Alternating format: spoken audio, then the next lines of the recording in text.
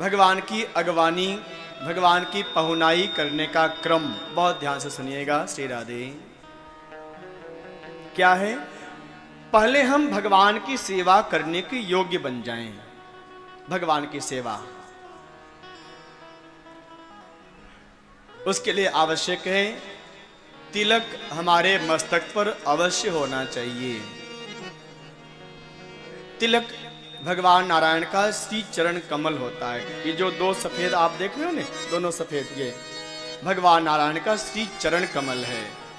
बीच में जो लाल लाल है ये श्री जी हैं, श्री लक्ष्मी जी हैं। और नीचे जो सफेद सा दिख रहा है ना, ये वाला, ये जो है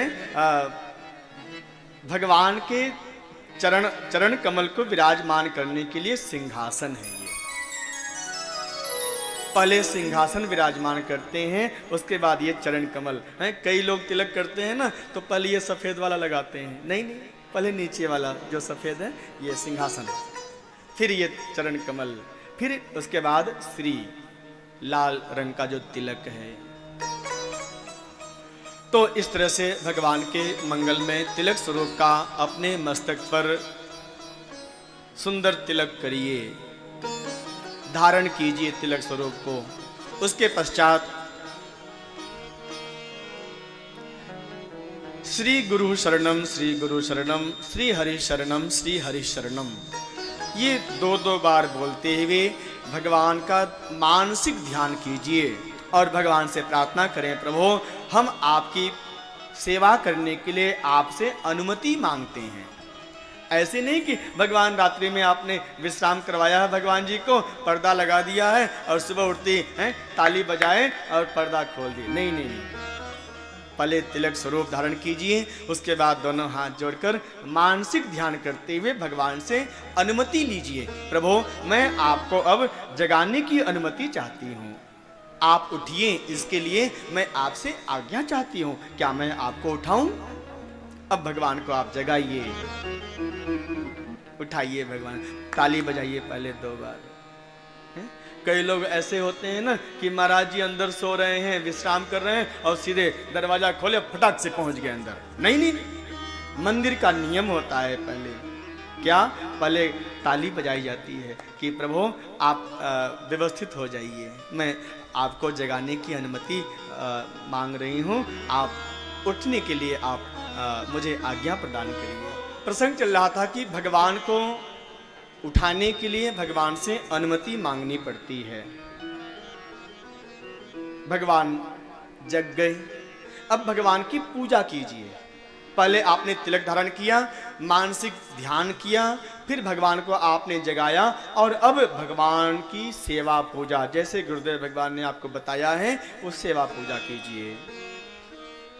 पूजन क्रम ध्यान दीजिएगा, तिलक, मानसिक ध्यान, जिसको हम गुरु चरण कमलों का ध्यान भी कहते हैं, फिर पूजन, उसके पश्चात नाम सुमिरन, जो आपको नाम बताया गया है, गुरु मंत्र बताया गया है, उस मंत्र का कम से कम 8 माला, जितना आपके गुरुदेव भगवान ने बताया है।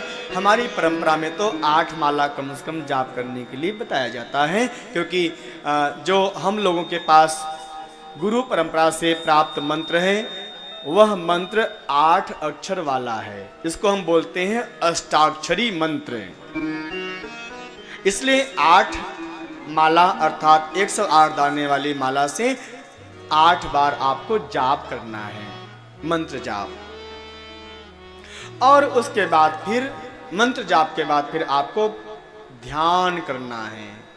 जो गुरुदेव भगवान ने स्वरूप बताया है भगवान का, चाहे वो नारायण भगवान के रूप में, चाहे कृष्ण भगवान जी के रूप में, चाहे राम जी के रूप में, आपको ध्यान करना है। बड़े प्रेम और भाव से, श्रद्धा से ध्यान। भगवान का ध्यान ही हमारे पूजन का, हमारे नाम जप का मुख्य उद्देश्य है, प्रमुख उद्देश्य है। नवधा भक्ति का अपने जीवन में प्रवेश करवाएं।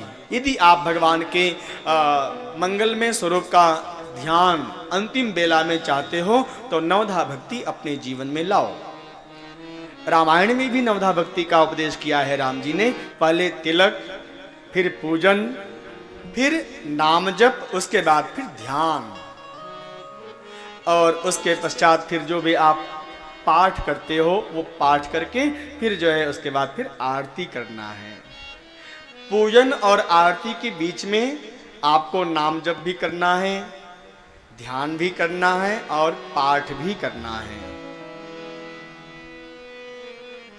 और जब आरती कर लो तो उसके बाद फिर प्रार्थना, प्रार्थना आरती की बात करना है।